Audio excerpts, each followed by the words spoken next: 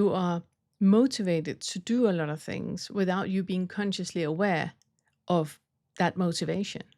Because it's like a drawing, you're drawn to do, you're being pulled to do things in a certain way or not do things in a certain way.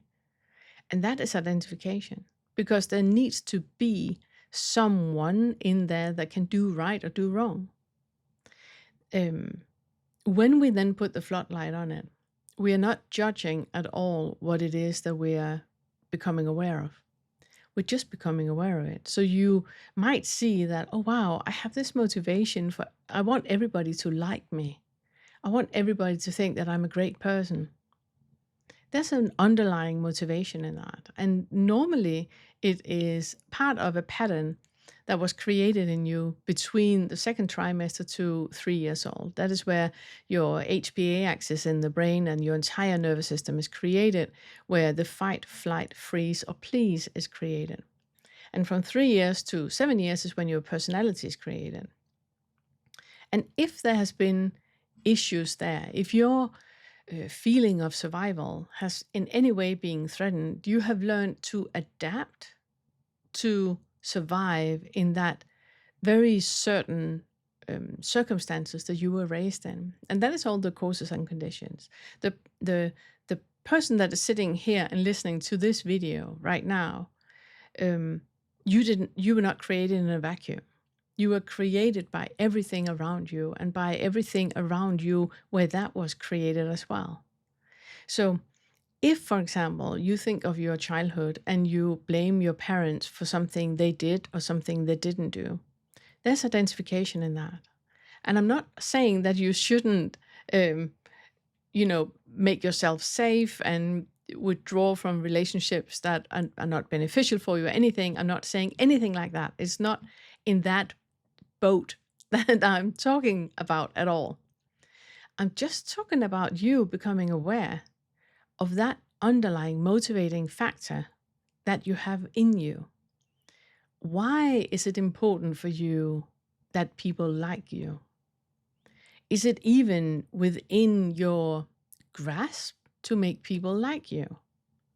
Can you even decide to do things that will make people like you or people not like you? And if they like you or not like you, how is that reflecting anything about you?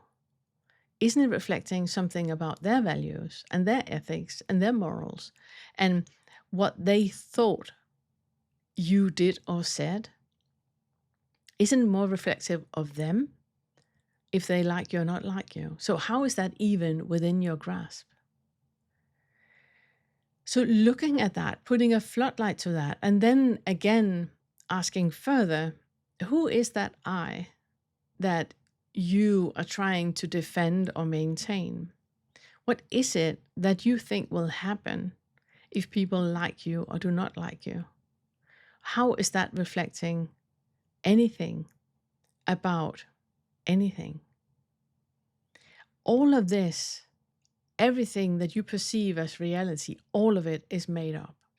It's just made up.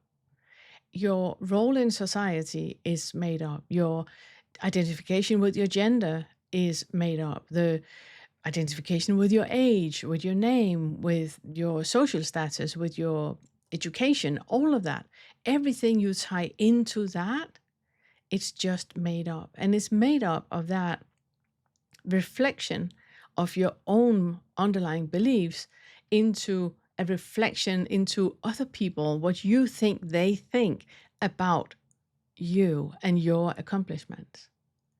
All of that, it's just made up. None of it is real. None of it is real. So if you have that value tied into what you can say, do, hearing, resting in awareness can become really, really dangerous. Because in that, you think there is someone that can do something somewhere.